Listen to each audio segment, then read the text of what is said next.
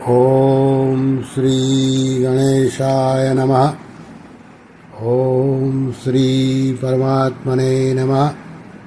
सभी गीता प्रेमी साधकों को सादर प्रणाम के साथ जय श्री कृष्ण। परम श्रद्धेय स्वामी श्री रामसुखदास जी ने अध्याय 8 के श्लोक 5 में आगे कुछ विशेष बात जो कही है, अभी वो हम देखें। उसमें पहली बात है, दूसरे जन्म की प्राप्ति अंतकाल में हुए चिंतन के अनुसार होती है।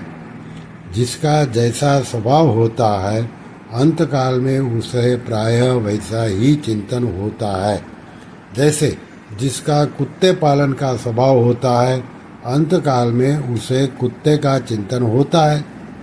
वह चिंतन आकाशवाणी केंद्र के द्वारा प्रसारित विशेष शक्ति युक्त ध्वनि की तरह सब जगह फैल जाता है।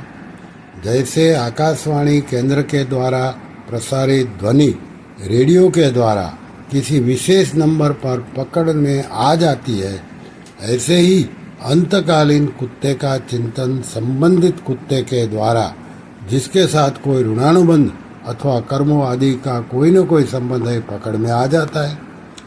फिर जीव सूक्ष्म और कारण शरीर को साथ लिए अन्न, जल, वायु आदि के द्वारा उस कुत्ते में प्रविष्ट हो जाता है।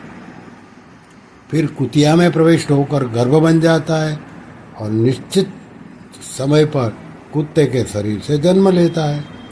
अंतकालीन चिंतन और उसके अनुसार गति को एक दृष्टांत के द्वारा समझा जा सकता है। एक आदमी फोटो खिंचवाने गया। जब वह फोटो खिंचवाने बैठा, तब फोटोग्राफर ने उसे कहा कि फोटो खींचते समय हिलना मत और मुस्कुराते रहना। जैसे ही फोटो खींचने का समय आया, उस आदमी की नाक पर एक मक्खी बैठ गई। हाथ से मक्खी को भगाना ठीक न समझकर कि कहीं फोटो में वैसा न आ जाए, उसने अपनी नाक को सिकोड़ा। ठीक उसी समय उसकी फोटो खींच गई।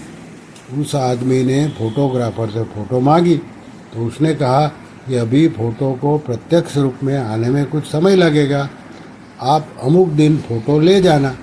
वह दिन आने पर फोटोग्राफर ने उसे फोटो दिखाई, तो उसमें अपनी नाक सिकोड़े हुए भद्दे रूप में देखकर वह आदमी बहुत नाराज हुआ कि तुमने फोटो बिगाड़ दी। फोटोग्राफर ने कहा, इसमें मेरी क्या गलती है? फोटो खींचते समय आपने जैसी आकृति बनाई थी वैसी ही फोटो में आ गई। अब तो फोटो में परिवर्तन नहीं हो सकता। इसी तरह अंतकाल में मनुष्य का जैसा चिंतन होगा, वैसी ही योनि उसको प्राप्त होगी। फोटो खींचने का समय तो पहले से ही मालूम रहता है, पर मृत्यु कब आ जाए इसका हमें कुछ पता नहीं रहता।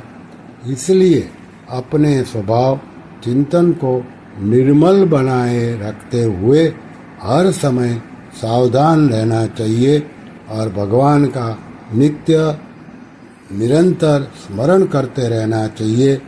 गीता के 8वें अध्याय का 5वां और 7वां श्लोक। दूसरी बात, अंतकालीन गति के नियम में भगवान की न्यायकारिता और दयालुता, ये दोनों ही भरी हुई है। साधारण दृष्टि से न्याय और दया दोनों परस्पर विरुद्ध मालूम देते हैं। अगर न्याय करेंगे तो दया सिद्ध नहीं होगी और दया करेंगे तो न्याय सिद्ध नहीं होगा। कारण कि न्याय में ठीक ठीक निर्णय होता है, छूट नहीं होती, और दया में छूट होती है।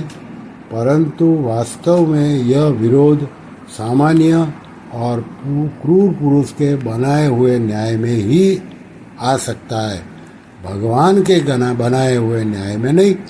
क्योंकि भगवान परम दयालु और प्राणी मात्र के सुहृद, जैसे कि गीता के 5वें अध्याय के 19वें श्लोक में कहा, सुहृदम सर्वभूतानाम। भगवान के सभी न्याय कानून दया से परिपूर्ण होते हैं। मनुष्य अंतकाल में जैसा स्मरण करता है, उसी के अनुसार उसकी गति होती है। अगर कोई कुत्ते का चिंतन करते हुए मरता है तो क्रमशः कुत्ता ही बन जाता है। यह भगवान का मनुष्य मात्र के प्रति लागू होने वाला न्याय हुआ, क्योंकि भगवान ने मनुष्य मात्र को यह स्वतंत्रता दी है कि वह चाहे मेरा यानी कि भगवान का स्मरण करे, चाहे अन्य का स्मरण करे। इसलिए यह भगवान का न्याय है। जितने मूल्य में कुत्ते की योनि मिले, उतने ही मूल्य में भगवान मिल जाए, यह मनुष्य मात्र के प्रति भगवान की दया है। अगर मनुष्य भगवान की इस न्यायकारिता और दयालुता की तरफ ख्याल करे तो उसका भगवान में आकर्षण हो जाएगा। श्री कृष्ण शरणम मम, श्री कृष्ण शरणम मम, श्री कृष्ण शरणम मम। ओम कृष्णार्पणमस्तु।